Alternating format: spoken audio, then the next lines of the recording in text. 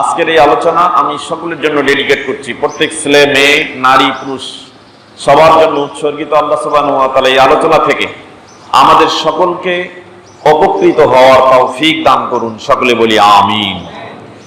সম্মানিত উপস্থিতি, বর্তমান সময়ে সাম্প্রতিক আমাদের দেশ এবং ভারতীয় উপমহাদেশে কোনো অঙ্গনে কোনো স্টেজে আমরা খুব ভালো অবস্থানে নেই। এটা আপনারা উপলব্ধি করতে পারছেন কিনা জানি না। আমাদের দেশ বাংলাদেশের মানুষ স্বাধীন সার্বভৌম রাষ্ট্রে আমরা বসবাস করছি, কিন্তু আমাদের স্বাধীনতাটা উচ্ছৃঙ্খলতায় রূপান্তরিত হয়েছে, যা আমরা নিজেরাই এই স্বাধীনতাকে উচ্ছৃঙ্খল রূপ দান করছি, যেটার নিরিখে ইসলাম, কোরআন এবং সহিহ হাদিস উপেক্ষা করে আমরা প্রতিনিয়ত ক্রমশ অধঃপতনের দিকে ধাবিত হচ্ছি। আল্লাহ সুবহানাহু ওয়া তাআলা এই অবস্থা থেকে আমাদেরকে সঠিক লাইন, সঠিক রাস্তায়, সুন্নাহর দিকে আহ্বান হওয়ার তৌফিক দান করুন, সকলে বলি আমিন। এখন দেখবেন ফেসবুক, টুইটার, ইনস্টাগ্রাম, ইউটিউব, যে কোনো যোগাযোগ মাধ্যমে ঢুকলেই দেখবেন দেশে খুন, হত্যা, রাহাজানি, এরপরে ধর্ষণ, ব্যভিচার, এগুলো নিয়ে খবর পড়তে পড়তে আমরা একদিনও অসুস্থ হয়ে পড়ে গেছি। মস্তিষ্ক প্রসূত চিন্তা ভাবনা আমাদের দুর্বল হয়ে গেছে। কোন দিকে আমরা হাঁটছি, আমাদের জেনারেশন কোন দিকে হাঁটছে, পরবর্তী প্রজন্মকে আমরা কোথায় রেখে যাব, তারা কোন দিকে যাবে, এরকম চিন্তা এবং উদ্বিগ্নতা আমাদেরকে গ্রাস করছে।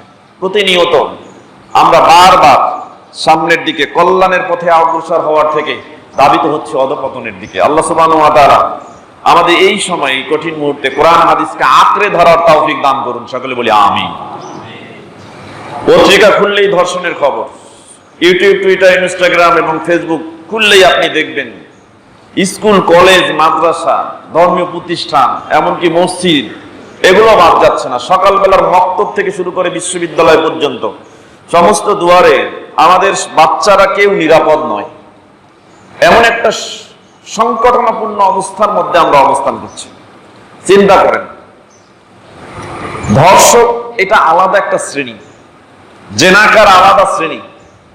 কোন পেশাজীবী মানুষ ধর্ষক হয় এটা মানা যায় না। ছাত্র জীবনে যারা খারাপ, ছাত্র জীবনে যারা ধর্ষণ, ব্যভিচারে লিপ্ত ছিল, শিক্ষকতার জীবনে পদার্পণ করেও তারা ধর্ষক এবং জেনাকার হিসেবেই পরিগণিত হয়। এটার বাস্তব রূপ আমরা দেখতে পাই বিভিন্ন স্কুল, কলেজ এবং মাদ্রাসা, এমনকি কওমি মাদ্রাসাগুলোতে এর প্রভাব পড়েছে। আল্লাহ আমাদের হেফাজত করুন। সম্মানিত উপস্থিতি, আমরা খুবই উদ্বিগ্ন, আমাদের সন্তানদেরকে নিয়ে উদ্বিগ্ন। এই মুহূর্তে আমরা আমাদের সন্তানকে কোথায় পাঠাবো, কোথায় গেলে আমাদের বাচ্চারা শিখবে নিরাপদের সাথে। এই সময়টা এমন একটা সময় উত্তরিত হয়েছে, যে সময়ে প্রত্যেকটা মা তার সন্তানকে নিয়ে উদ্বিগ্ন, প্রত্যেকটা বাবা তার সন্তানকে নিয়ে উদ্বিগ্ন। এটার সমাধান আল্লাহ সুবহানাহু ওয়া তাআলা ছাড়া, মানুষের মনের ভিতরে যা আছে, এটা যদি আল্লাহ পরিবর্তন না করেন, কখনোই এই সংস্কৃতি থেকে আমরা বের হতে পারবো না। আমরা আল্লাহর কাছে পরিবর্তন চাই, আল্লাহ এটাকে পরিবর্তন করুন। সম্মানিত উপস্থিতি, চিন্তা করে দেখেন, জেনা, ব্যভিচার, ধর্ষণ, আল ইকরাহ মিনাজ জিনা, জেনা দুরকম হয়ে থাকে। একটা হচ্ছে মিউচুয়াল জেনা, অর্থাৎ ছেলে মেয়ে উভয়ের সম্মতিতে যেটা হয়, এটা হচ্ছে মিউচুয়াল জেনা। ছেলে চাচ্ছে, মেয়ে চাচ্ছে না, মেয়ে চাচ্ছে, ছেলে চাচ্ছে না, এরকম এক পক্ষে যখন জোর জবরদস্তিমূলক জেনা হয়, এটা হচ্ছে ধর্ষণ। আমাদের দেশ সহ ভারতীয় উপমহাদেশে এই ধর্ষণের প্রকোপ দিন দিন বাড়ছে। ফুসলিয়ে, প্রলোভন দেখিয়ে, ধোকায় ফেলে আজকে আমাদের মেয়ে বাচ্চারা নিরাপত্তা থেকে তারা দূরে সরে গিয়ে কিছু শকুনি চোখের কবলে পড়ে তাদের ইজ্জত, সম্ভ্রম সব খুইয়ে দিচ্ছে। কি করতে পারি আমরা? বেস্ট সলিউশন হচ্ছে ইসলাম, উত্তম সমাধান হচ্ছে কোরআন এবং হাদিস, কিন্তু আমরা এই উত্তম সমাধানের দিকে আমরা কেউ হাঁটছি না। চিন্তা করে দেখেন, আমি পূর্বেই বলেছি, ধর্ষক কোনো শ্রেণী বা পেশাজীবীর মানুষ হয় না, বরং ধর্ষক আলাদা একটা শ্রেণী, যে বিভিন্ন পেশায় মুখোশ ধারণ করে। এই মুখোশ পরে সে তার ধর্ষণের এই কাম প্রবৃত্তির চাহিদা নিবারণ করার জন্য ছুটছে।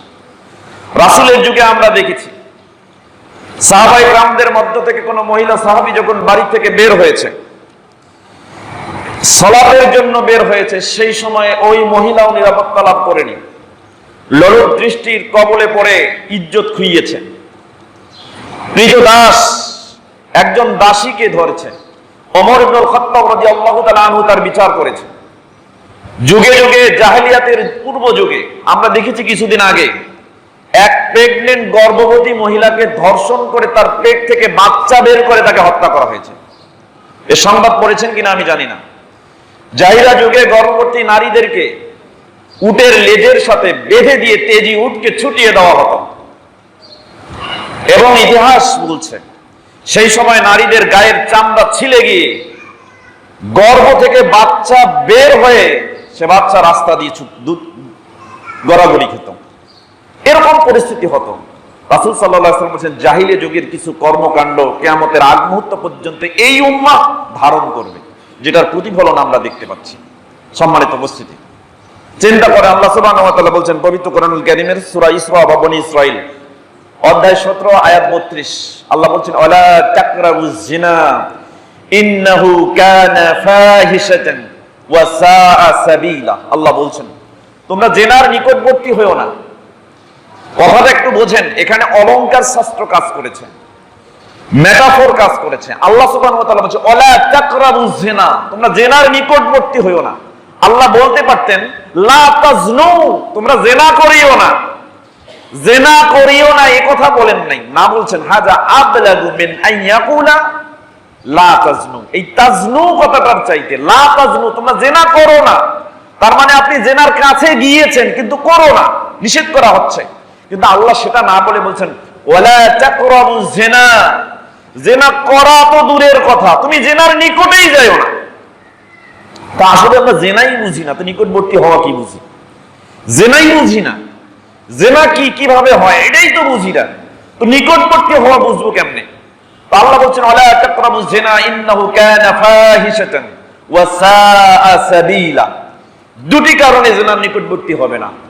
কারণ এই জিনার নিকটবর্তী হও এটা মন্দ পথ, এই পথে তুমি ভালো থাকবে না, তুমি খারাপ হয়ে যাবে। দুই, এটা অশ্লীলতায় নিমজ্জিত, তোমাকে অশ্লীল বানাবে এবং তোমার মাধ্যমে অশ্লীলতা ছড়িয়ে পড়বে। এই জন্য জিনার নিকটবর্তী হইও না, জিনা করা তো দূরের কথা।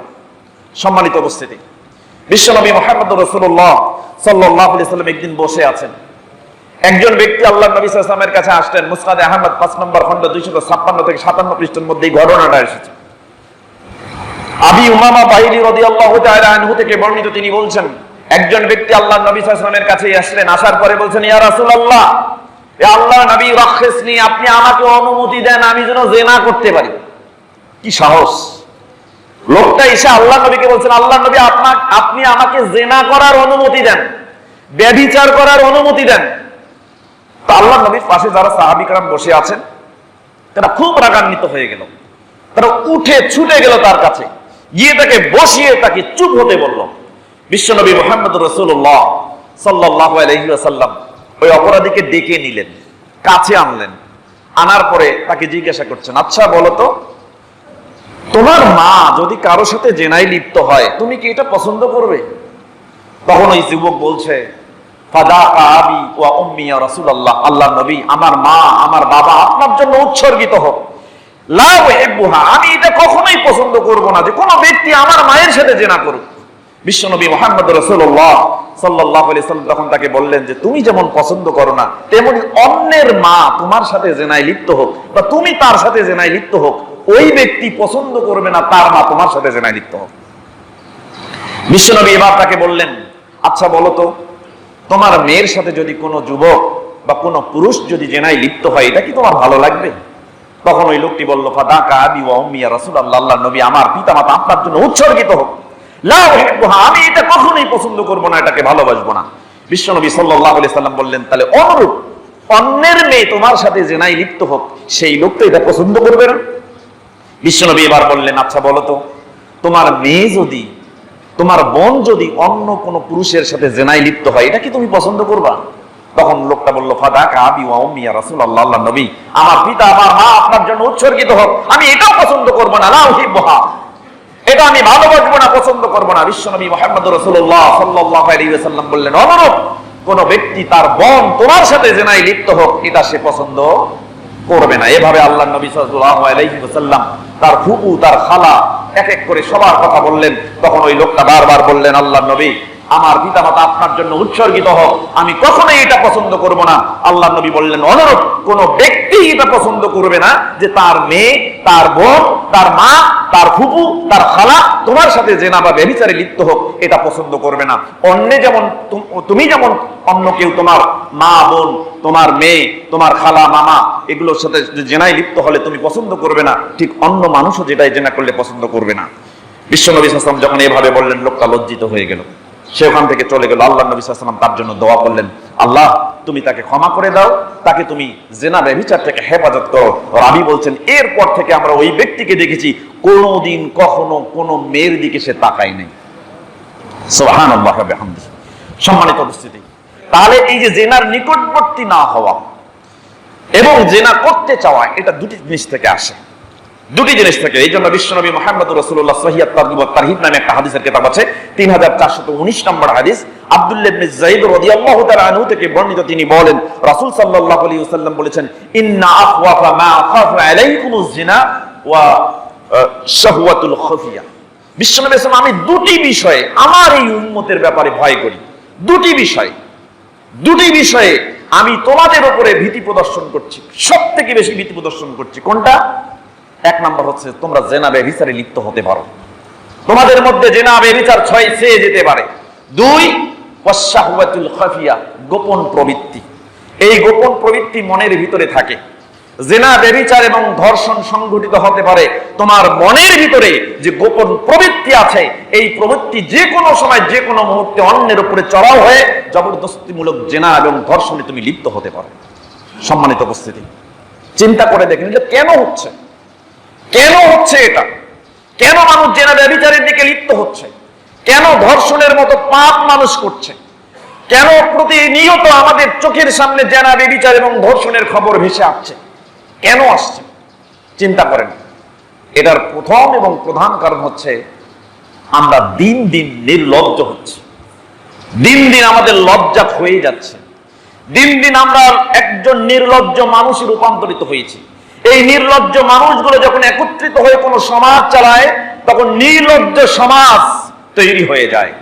এবং এই নির্লজ্জ সমাজের কোন নেতা যখন তৈরি হয়, তার লজ্জা থাকে না। এই নির্লজ্জ নেতা তখন জেনা এবং ব্যভিচারের পৃষ্ঠপোষকতা প্রদান করে এবং রাজনৈতিক প্রশ্রয়ে তার অধীনস্থদেরকে জেনার সুযোগ করে দেয়। চিন্তা করে দেখেন, বিশ্বনবী মুহাম্মদ রাসূলুল্লাহ সাল্লাল্লাহু আলাইহি ওয়াসাল্লাম 1450 বছর আগে বলেছেন একটা হাদিস। ইবনে মাজাহ এবং মিশকাত দুটি হাদিসের কিতাবে হাদিসটি আসছে। মিশকাতুল মাসাবি কিতাবুল আদব শিষ্টাচার সংক্রান্ত একটা অধ্যায় রয়েছে। বাবুর রিফকি ওয়াল হায়াই ওয়া হুসনিল খুলক, কোমলতা, লজ্জা এবং উত্তম স্বভাব সংক্রান্ত একটা অনুচ্ছেদ, আল ফাসলুস সালিস, তৃতীয় পরিচ্ছেদের 5090 এবং 93 দুটি হাদিস।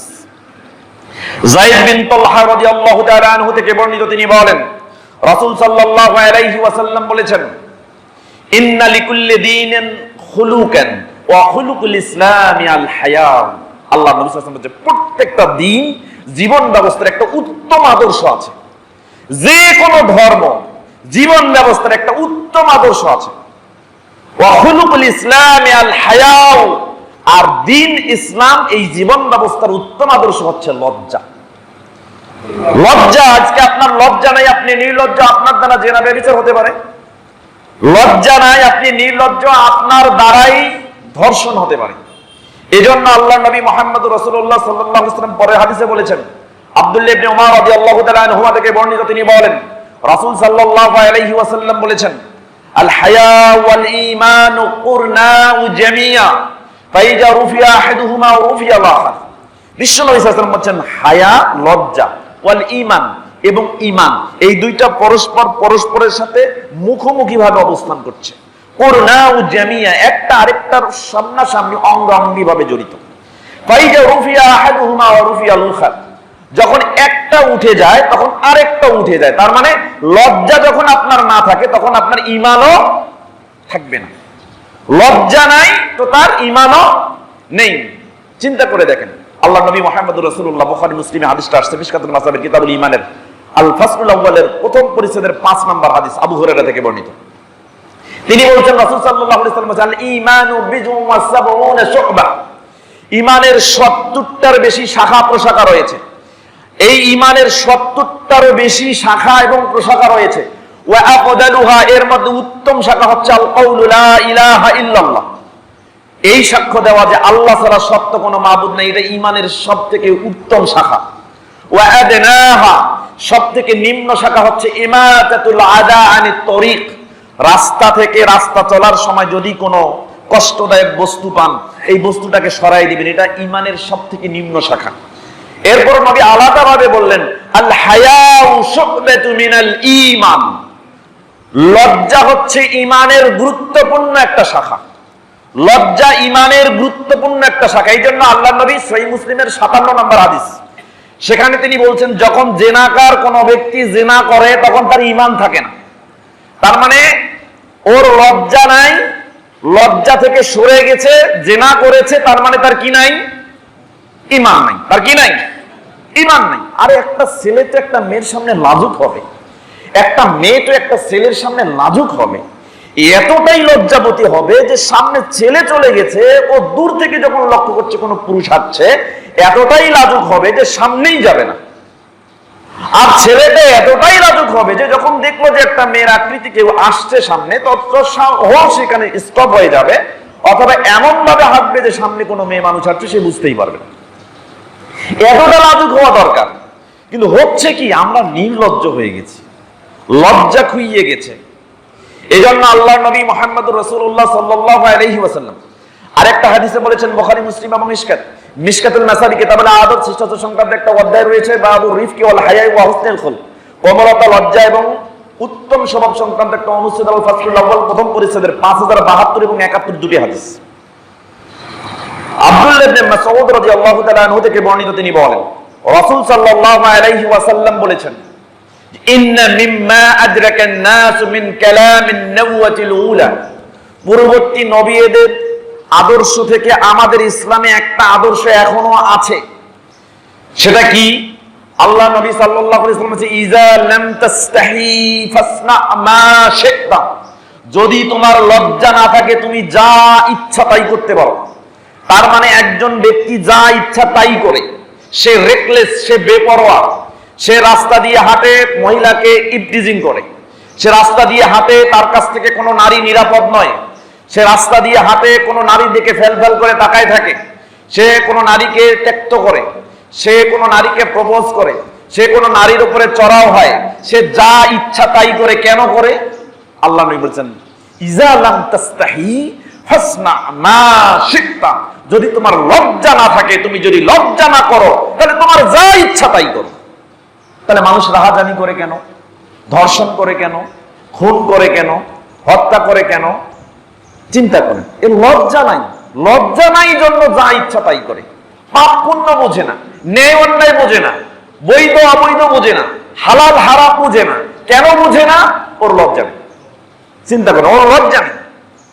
অথচ বিশ্বনবী মুহাম্মদ রাসূলুল্লাহ সাল্লাল্লাহু আলাইহি ওয়াসাল্লাম পরের হাদিসে বলছেন, আল হায়াউ লা ইয়াতি ইল্লা বিখাইরিন, যার লজ্জা আছে তার দ্বারা কোনোদিন কল্যাণ ছাড়া অকল্যাণ হবে না। লিখে রাখেন, যার লজ্জা আছে তার দ্বারা কোনোদিন কল্যাণ ছাড়া অকল্যাণ হতে পারে না। আল হায়াউ খায়রু কুল্লিহি, যত কল্যাণ আছে, যত কল্যাণকামী মানুষ আছে, এর মূলেই হলো লজ্জা। যে জীবনে কল্যাণকামী হয়েছে, যে জীবনে কল্যাণকর কাজ করেছে, যার দ্বারা কল্যাণ সংঘটিত হয়েছে, এই কাজের মূলে এবং ওই ব্যক্তির সুনামের পিছনে মূল কারণেই হলো লজ্জা। লজ্জা আছে বিধায়ী তার দ্বারা সফলতা এসেছে।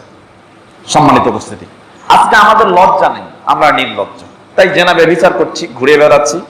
আর আমাদের লজ্জা নাই এমন নেতা পৃষ্ঠপোষকতা করছেন, এই নির্লজ্জ নেতা ধর্ষক জেনাকারীদের পৃষ্ঠপোষকতা প্রদান করছে। কোথায় চলে গিয়েছে আমরা? কোথায় আমরা ভরসা পাবো? কার কাছে গিয়ে আমাদের বাচ্চাদের নিরাপত্তা পাবো?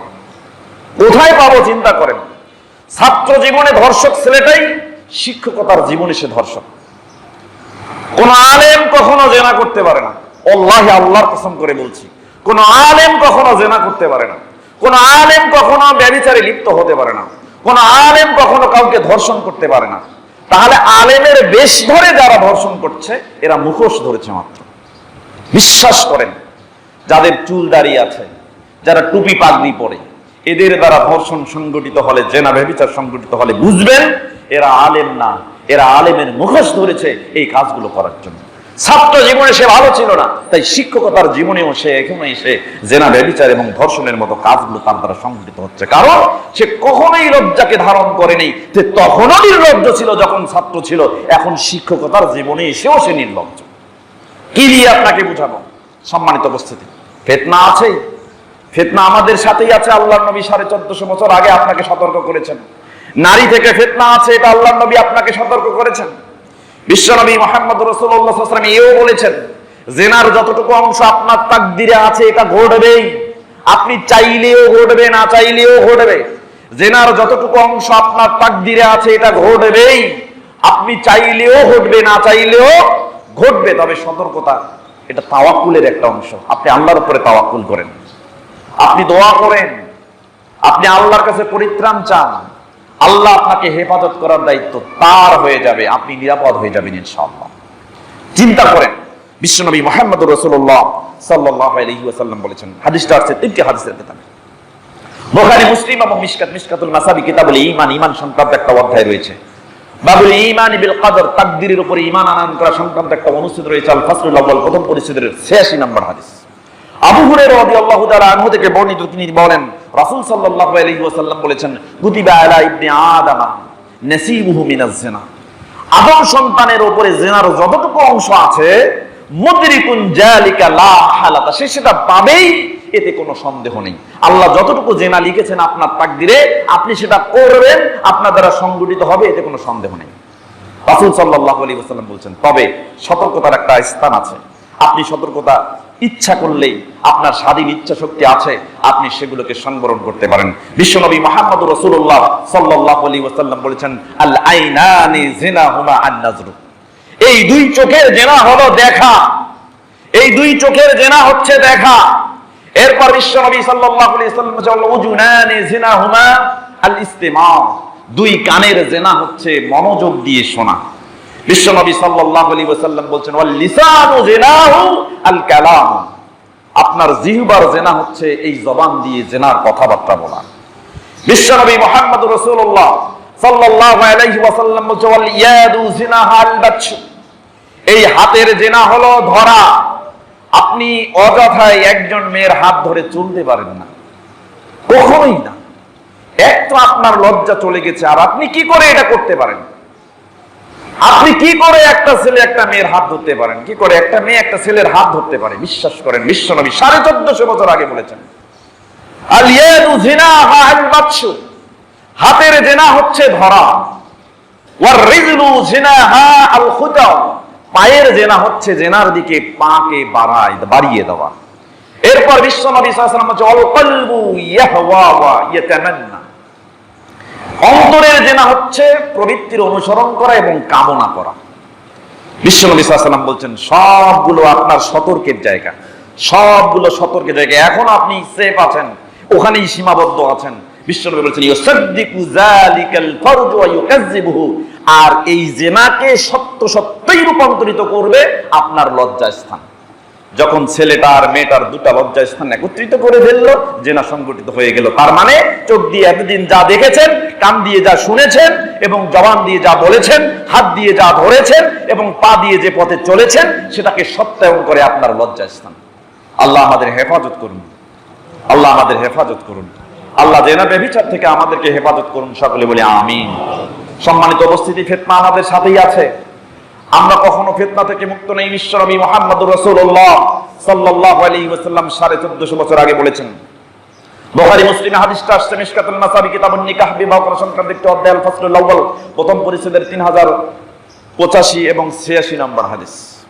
প্রথম হাদিসটি মানে উসামা বিন যায়েদ রাদিয়াল্লাহু তাআলা আনহু থেকে বর্ণিত। তিনি বলেন, রাসূল সাল্লাল্লাহু আলাইহি ওয়াসাল্লাম বলেন, মা তারাকতু বাদি ফিতনাতান, আমার পরে কোনো ফিতনা নাই। ফিতনা আছে, আমার পরে ফিতনা নাই, তবে ফিতনা একটা আছে। বিশ্বনবী সাল্লাল্লাহু বলেছেন, মা তারাকতু বাদি ফিতনাতান আজারু আলা রিজালি বিনান নিসাই বিশ্বনবী সাল্লাল্লাহু আলাইহি ওয়াসাল্লাম বলছেন আমার পরে ফিতনা নাই, তবে একটা ফিতনা আছে, সবথেকে বড় ফিতনা আমার পরে একটাই, সেটা হলো একটা পুরুষের জন্য তার নারী থেকে ফিতনা। চিন্তা করেন, নারীর সংস্রবে ফিতনা হবেই। বিশ্বনবী সাল্লাল্লাহু আলাইহি ওয়াসাল্লাম বলেছেন কোন পুরুষ তার জন্য ভয়ঙ্কর এটাই, সেটা হচ্ছে নারী থেকে তার জন্য বড় ফিতনা। এই জন্য বিশ্বনবী সাল্লাল্লাহু আলাইহি ওয়াসাল্লাম পরের হাদিসে বলেছেন, 3086 নম্বর হাদিস, আবু সাঈদ আল খুদরি রাদিয়াল্লাহু তাআলা আনহু থেকে বর্ণিত, তিনি বলেন আল্লাহ এই দুনিয়াটাকে সবুজ করেছেন, সতেজ করেছেন, এই দুনিয়াটাকে আপনার জন্য সুন্দর করে তৈরি করেছেন। ওয়া ইন্নাল্লাহা মুস্তাখলিফুকুম, আর আল্লাহ দুনিয়াতে আপনাকে খলিফা হিসেবে পাঠিয়েছেন, খালাইফুল আরদ, এই দুনিয়ার প্রতিনিধি হিসেবে আপনাকে আল্লাহ পাঠিয়েছেন। আপনি কিসের প্রতিনিধি? এই দুনিয়ার প্রতিনিধি। দুনিয়াতে কিভাবে চলবেন এটা আল্লাহ বলাই দিয়েছেন। বিশ্বনবী মুহাম্মদ রাসূলুল্লাহ সাল্লাল্লাহু আলাইহি ওয়াসাল্লাম দিক নির্দেশনা দিয়ে দিয়েছেন কোরআন এবং সহিহ সুন্নাহর আলোকে। এই দুনিয়ার প্রতিনিধিত্ব আপনি করবেন। আল্লাহ সুবহানাহু ওয়া তাআলা হচ্ছেন প্রতিনিধিত্বকারী হিসেবে আপনাকে দুনিয়াতে প্রেরণ করেছেন। বিশ্বনবী সাল্লাল্লাহু আলাইহি ওয়াসাল্লাম বলেন ফাত্তাকুদ দুনিয়া, অতএব দুনিয়া থেকে তোমরা বিরত থাকো, দুনিয়া থেকে বেঁচে থাকো, দুনিয়ার ফিতনা থেকে বেঁচে থাকো। ওয়াত্তাকুন নিসা, বিশেষ করে নারী থেকে বেঁচে থাকো, দুনিয়ার ফিতনা থেকে বিশেষ করে নারী থেকে বেঁচে থাকো। দেখেন এই হাদিসটার কথাগুলো কতটা মর্মার্থবত। আল্লাহ নবী সাল্লাল্লাহু আলাইহি ওয়াসাল্লাম বলেন ফাত্তাকুদ দুনিয়া, দুনিয়া থেকে বেঁচে থাকো, ওয়াত্তাকুন নিসা মানে নারী থেকে বেঁচে থাকো, দুনিয়া থেকে বেঁচে থাকো মানে নারী থেকে বেঁচে থাকো, মানে দুনিয়ার অনিষ্ট থেকে বেঁচে থাকো মানে নারীর অনিষ্ট থেকে বেঁচে থাকো।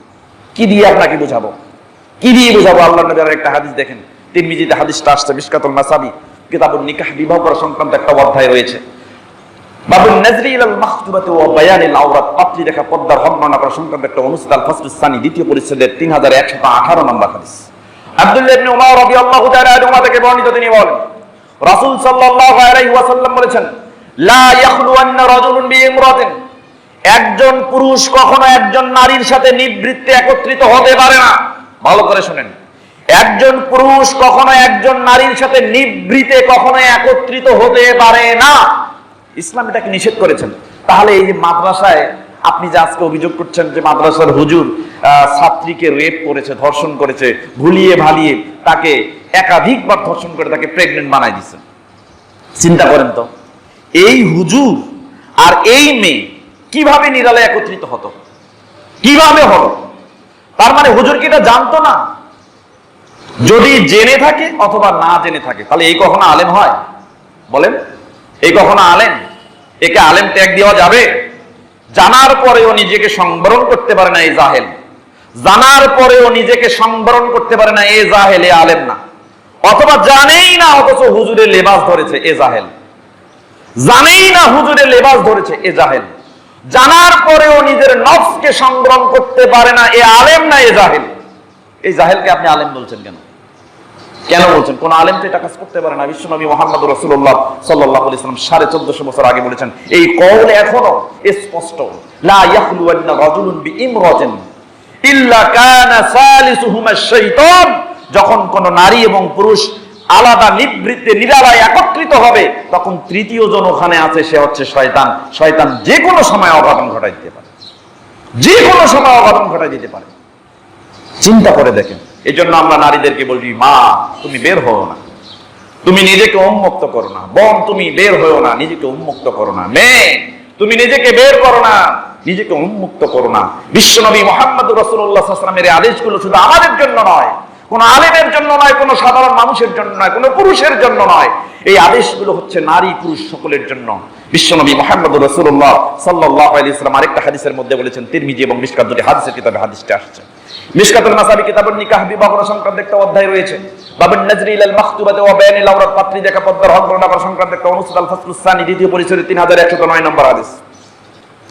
আবু সাঈদ আল খুদরি রাদিয়াল্লাহু তাআলা আনহু থেকে বর্ণিত, তিনি বলেন রাসূল সাল্লাল্লাহু আলাইহি ওয়াসাল্লাম বলেছেন, কোন নারী রাস্তায় বের হবে না, কারণ আল মারআতু আওরা, নারী হচ্ছে আবৃত বস্তু। আরে নারী ঢেকে রাখার বস্তু, খুব দামি বস্তু। আচ্ছা বলেন তো, একটা নারীর চাইতে কি টাকার দাম বেশি? বলেন, বলেন, অ্যানসার ইয়োরসেলফ। আপনি নিজেরাই প্রশ্ন উত্তর দেন। একটা নারী টাকার চাইতে কি দামি না কম দামি? জি, অনেকেই চুপ আছেন, মনে হচ্ছে যে কনফিউজড। বলেন তো, টাকার মূল্য বেশি না নারীর মূল্য বেশি? নারীর মূল্য বেশি। সোনার মূল্য বেশি না নারীর মূল্য বেশি? হীরা জহরতের মূল্য বেশি না নারীর মূল্য বেশি? এক ব্যাংক লকার ভর্তি টাকা, এই টাকার মূল্য বেশি না নারীর মূল্য বেশি? চিন্তা করেন, টাকাকে সেভ করার জন্য ব্যাংকের লকারে রেখেছেন, এই লকার হেফাজত করার জন্য আপনি সেখানে সিকিউরিটি গার্ড রেখেছেন, এই টাকার বীমা করেছেন থানায়, এই টাকার এগেইনস্টে স্বর্ণ জমা করেছেন, অথচ কোটি কোটি টাকা, এই কোটি কোটি টাকার মূল্য সমমানের স্বর্ণের চাইতে দামি কি? আপনার মেয়েটা নয়? বলেন, আপনার বোনটা নয়? আপনার স্ত্রী নয়? আপনার বোন, আপনার স্ত্রী, আপনার খালা, আপনার মা, আপনার ফুপু এই টাকার চাইতে কি দামি নয়? চিন্তা করেন, টাকার হেফাজতের জন্য সিকিউরিটি গার্ড দিয়ে ব্যাংকে তালাবদ্ধ করে দিনের পর দিন পাহারা দিচ্ছেন, অথচ আপনার মেয়ে অবলীলায় অবাধে একটা ছেলের সাথে হাতে হাত রেখে কলেজে যাচ্ছে, কোনোদিনও খোঁজ নেন নাই। কোথায় যান আপনার মেয়ে? কোথায়? আপনি বাড়িতে নেই, আপনার স্ত্রী কিস্তির মাস্টার, ব্রাকের মাস্টার, আশার মাস্টার, এরকম টাকার লোন দিচ্ছে, এই মাস্টার গুলোর সাথে সারাদিন আড্ডা পিটাচ্ছে, লোনের আলাপ করছে, মিউচুয়াল আলাপ করছে। এগুলো জেনা নয়? এগুলো জেনা নয়? তো এই টাকার কাছে আপনার মেয়েকে লেলিয়ে দিয়েছেন, এই টাকার কাছে আপনার স্ত্রীকে লেলিয়ে দিয়েছেন। সামান্য সুদের উপরে টাকা লোন পাস করিয়ে নিতে হবে, আপনি নিজে যাইতে পারছেন না, আপনার বাড়ির মহিলাকে বের করেছেন। বলেন তো, এখন এই টাকার মূল্য বেশি না আপনার বাড়ির ওই মহিলার মূল্য বেশি? কি দিয়ে বুঝাবো আপনাকে? কি দিয়ে বুঝাবো? আপনার স্ত্রীর মূল্য কত আপনি জানেন না, আপনার মেয়ের মূল্য কত আপনি জানেন না, আপনার বোনের মূল্য কত আপনি জানেন না, আপনার ফুপু খালা মার মূল্য কত আপনি জানেন না। একটু জিনিস দিয়ে বুঝাই, বাংলাদেশের প্রধানমন্ত্রী একজন পুরুষ, স্বরাষ্ট্রমন্ত্রী একজন পুরুষ, বাংলাদেশের সেনাপ্রধান একজন পুরুষ। এই পুরুষগুলোকে দিয়ে এবং এদের সাথে, এদের প্রটোকলে যত বাংলাদেশের যত সেনাবাহিনী আছে, যত বাহিনী আছে, নিরাপত্তা কর্মী আছে, সমস্ত নিরাপত্তা কর্মী দিয়ে আপনার মেয়েটাকে বাড়ি থেকে বের করে রংপুর থেকে কুষ্টিয়ায় পাঠাতে পারবেন না। আপনার মেয়ের প্রটোকল দেওয়ার মতো ক্ষমতা পৃথিবীর কোন পুরুষের নাই। চিন্তা করেন, 1450 বছর আগে কিভাবে প্রটোকল দিতে হবে এটা ফিক্সড। চিন্তা করেন কতটা দামি আপনার মেয়ে, কতটা দামি আপনার মেয়ে, তার ইজ্জতের মূল্য কত, তার সম্ভ্রমের মূল্য কত, তার চাহনির মূল্য কত, তার চোখের দৃষ্টির মূল্য কত, তার পর্দার মূল্য কত, তার হিজাবের মূল্য কত, তার জিলবাবের মূল্য কত, তার কাপড়ের কালারের মূল্য কত, আপনি এটা কল্পনা করতে পারবেন না। প্রধানমন্ত্রী আপনার প্রটোকল দিয়ে মেয়েকে সেভ করতে পারবে না, রাষ্ট্রপতি প্রটোকল দিয়ে আপনার মেয়েকে সেভ করতে পারবে না। 1450 বছর আগে আপনার নবী, আমার নবী মুহাম্মদুর রাসূলুল্লাহ সাল্লাল্লাহু আলাইহি ওয়াসাল্লাম বলেছেন, বুখারী মুসলিম হাদিসটি আসছে, মিশকাতুল মাসাবি কিতাবুল মানাসিক, হজের বিধিবিধান সংক্রান্ত অধ্যায় সমূহের একটা শিরোনাম পাবেন, আল ফাসলুল আউয়াল, প্রথম পরিচ্ছেদের 2515 নম্বর হাদিস। উবাদা বিন সামিত রাদিয়াল্লাহু তাআলা আনহু থেকে বর্ণিত, তিনি বলেন, রাসূল সাল্লাল্লাহু আলাইহি ওয়াসাল্লাম বলেছেন, লা তুসাফিরু, আবু হুরায়রা থেকে বর্ণিত, মিশকাতুল মাসাবি, রাসূল সাল্লাল্লাহু আলাইহি ওয়াসাল্লাম বলেছেন, লা তুসাফিরু মারআতুন মাসিরাতা ইয়াউমিন ওয়া লাইলাতিন ইল্লা মাআহা যু মাহরামিন। পৃথিবীর সবথেকে সেরা পুরুষ দিয়ে আপনার মেয়ের প্রটোকল দিয়ে এক জায়গা থেকে আরেক জায়গায় স্থানান্তর করতে পারবেন না, আপনার মেয়ের পর্দা নষ্ট হয়ে যাবে। বাংলাদেশের সর্বোচ্চ আইনি স্তরে থাকা রাষ্ট্রপতিও আপনার মেয়ের প্রটোকল দিয়ে পর্দার লঙ্ঘন করতে পারে, প্রধানমন্ত্রীও লঙ্ঘন করতে পারে, বাংলাদেশের সেনা প্রধানও লঙ্ঘন করতে পারে, বিশ্বের সব থেকে নিরাপত্তা শ্রেষ্ঠ নিরাপত্তা কর্মী দিয়েও আপনার মেয়ের পর্দার লঙ্ঘন হতে পারে।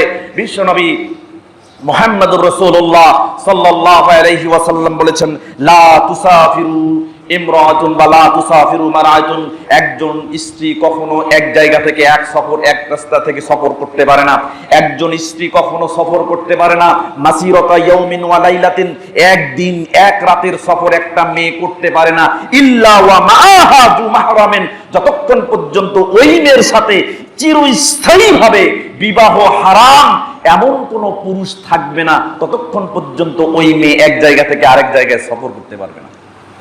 তাহলে বলেন তো, আপনার মেয়ের পর্দার প্রটোকল দিবে রাষ্ট্রপতি, এরা হতে পারে? হতে পারে? কখনো না। প্রধানমন্ত্রী আপনার মেয়ের পর্দার সিকিউরিটি দিতে পারবে না। কোন প্রটোকলে আপনার মেয়েকে এক স্থান থেকে আরেক স্থানে স্থানান্তর করতে পারবেন না। বরং আপনার মেয়ে তখনই নিরাপদ যখনই জু মাহরামিন, যখন চিরস্থায়ী ভাবে হারাম, বিবাহ নিষিদ্ধ এমন কোন পুরুষ আপনার মেয়ের সাথে থাকবে, তখন আপনার মেয়েটা নিরাপদ। চিন্তা করেন আপনার মেয়ে কত দামি। আপনার মেয়ের জিলবাবের উপরের যে দোপাট্টা, যেটা উড়ে আকাশে উড়ে কখনো ঈশ্বর কপালকে প্রকাশিত করে দেয়। চশমা পরেছে মেয়েটা, কিন্তু কপালের শুভ্রতা দেখে তার গায়ের ত্বক নির্ণয় করা যায়। এই জিলবাব উঠে বাতাসে উঠে উড়ে এই যে আপনার মেয়ের কপালকে প্রকাশিত করে দিচ্ছে, এই কালারটা অন্য পুরুষ দেখবে। এই নিরাপত্তা আপনার দেশের রাষ্ট্রপতিও দিতে পারবে না। দিতে পারে একজন জু মাহরাম, আপনার মেয়েটার যে বাবা, যে ভাই, যে পুত্র, যে তার হারাম সম্পর্কীয়, সেই কেবল এই নিরাপত্তা দিতে পারে। চিন্তা করেন, পাচ্ছি আমরা? এই পর্দার মধ্যে রাখতে পারছি? আর মেয়েরা কি আমাদের এই পর্দার মধ্যে থাকতে পারছে? কখনোই না, পারছি না। আমরা আমাদের জায়গায় যেমন ব্যর্থ, ঠিক তেমনি আমাদের প্রজন্ম অনুরূপ অন্ধকারের দিকে হাঁটছে। সম্মানিত উপস্থিতি, এই জন্য আমরা ফিতনার মধ্যে আছি। বুঝাতে হবে তাদেরকে, মা তুমি কার সামনে বের হতে পারবে? বোন তুমি কার সামনে বের হতে পারবে? সূরা নূর অধ্যায় 24 আয়াত 31 আল্লাহ সুবহানাহু ওয়া তাআলা বলে দিয়েছেন, ওয়ালা ইউদ্দিনা যিনাতাহুন্না ইল্লা লিবুয়ুলাতিহিন্না আও আবাইহিন্না আও আবাই বুয়ুলাতিহিন্না। তুমি তোমার সৌন্দর্য প্রকাশ করতে পারবে তোমার স্বামীর সামনে, তোমার পিতার সামনে, তোমার শ্বশুরের সামনে। সৌন্দর্য প্রকাশ করতে পারবে তোমার পুত্রের সামনে। তুমি সৌন্দর্য প্রকাশ করতে পারবে তোমার স্বামীর অন্য স্ত্রীর পুত্রের সামনে, তোমার ভাইয়ের সামনে, তোমার ভাইয়ের পুত্রের সামনে। তুমি সৌন্দর্য প্রকাশ করতে পারবে তোমার বোনের পুত্রের সামনে। তুমি সৌন্দর্য প্রকাশ করতে পারবে অন্য নারীদের সামনে। তোমার অধীনস্থ নারী কৃতদাসী, তার সামনে তুমি সৌন্দর্য প্রকাশ করতে পারবে। এবং প্রযোজ্য ক্ষেত্রে সৌন্দর্য প্রকাশ করতে পারবে যে সমস্ত পুরুষ জৈবিক প্রেষণা হারিয়ে ফেলেছে, যৌন চাহিদা কমে গেছে, এমন বুড়ো যে বার্ধক্যে উপনীত হয়েছে, তার সামনে সৌন্দর্য প্রকাশ করতে পারবে প্রযোজ্য ক্ষেত্রে।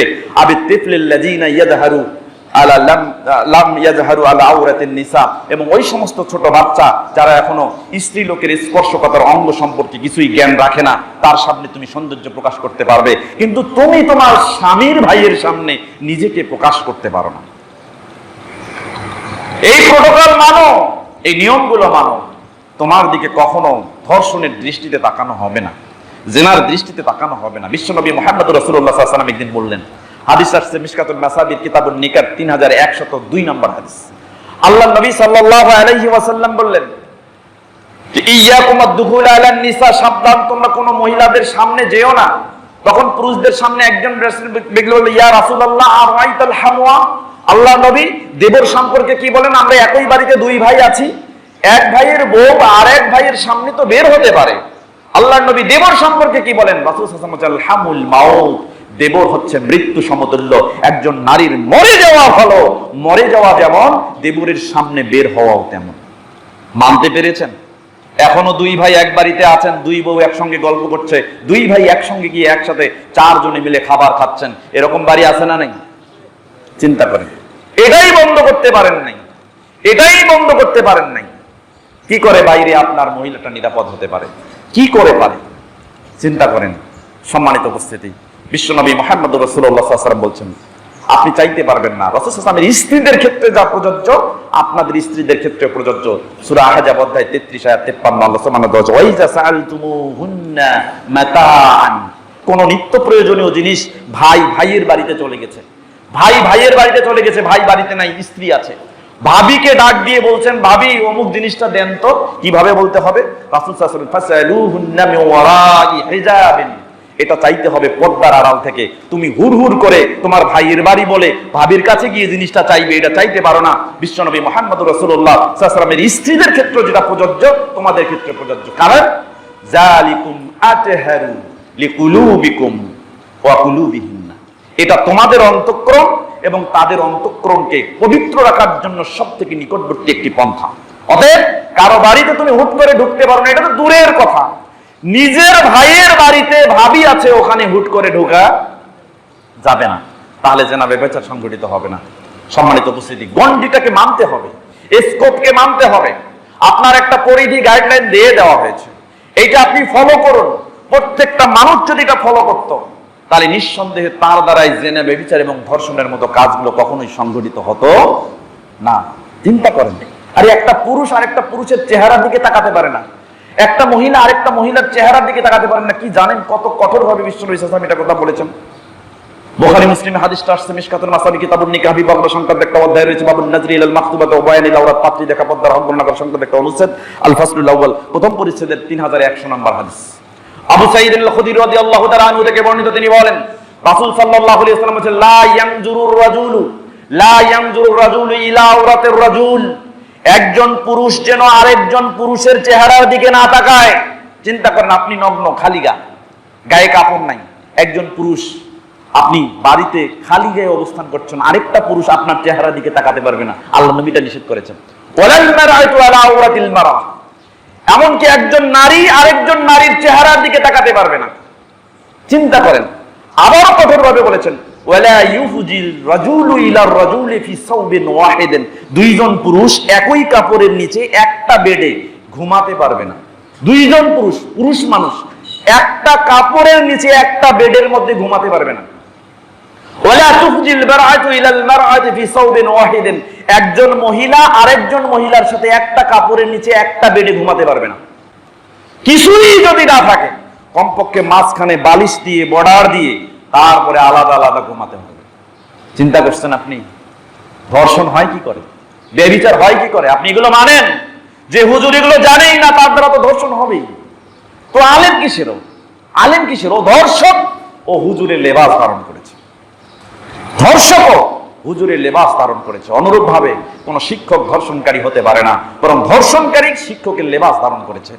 সম্মানিত উপস্থিতি, কি দিয়ে আপনাকে বোঝাবো ধর্ষণ ব্যভিচার এতটা, তারপরেও ধর্ষণ হচ্ছে, ব্যভিচার হচ্ছে, জেনা হচ্ছে, এত প্রোটোকল থাকা পরেও জেনা হচ্ছে, ব্যভিচার হচ্ছে। কি করেছেন আপনি? কি করেছে আপনার নেতা? কি করেছে আপনার রাজনীতি? কি করেছে? বাংলাদেশে ধর্ষণের বিচার হয় না কেন? বিগত সরকারের আমলে আমরা দেখেছি, জাতীয় পার্টির একজন বলেছিল মুজিবুল হক, ধর্ষণ হলে তাকে গুলি করে হত্যা করা হোক।